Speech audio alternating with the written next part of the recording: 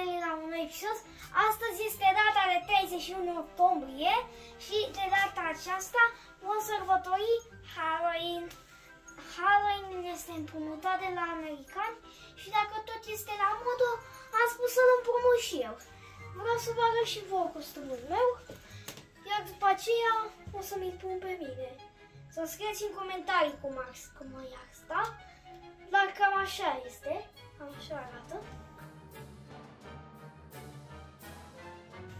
Ia uitați-vă, e frumos! Eu cred că e destul de frumos. Este cu niște dovlecei, dar eu de Halloween am vrut să văd partea frumoasă, nu partea cu morți, cu scheleți. Am vrut să văd partea frumoasă.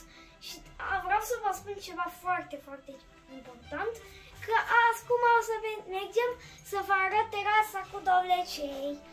I-am amenajat-o fix ca să vedeți voi pe placul meu.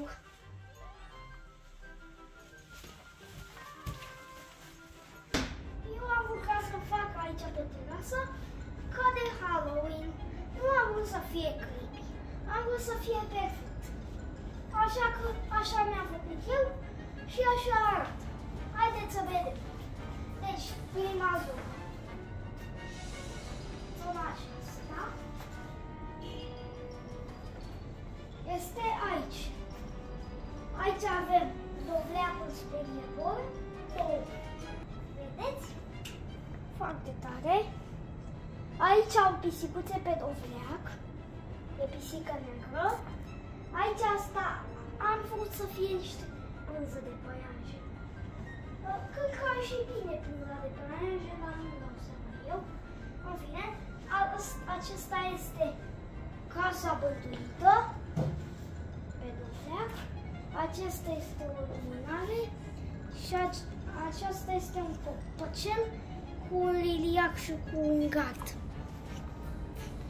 Iar aici avem o pălărie, o fantomă, un fel de fantomă și niște luminari. Aici avem ceva spectaculos pe sus pe aici. Mai avem și aici niște mici detalii. Aceea ziceți că este Grinch. În fine, așa am făcut eu pe margine. Am cât să mă arăt eu, fetul de Halloween. Și mai avem încă ceva. Zona, atenție la fantome. Vedeți aici că este doar o fantomă. Și aceasta este. O vedeți? Ia uitați.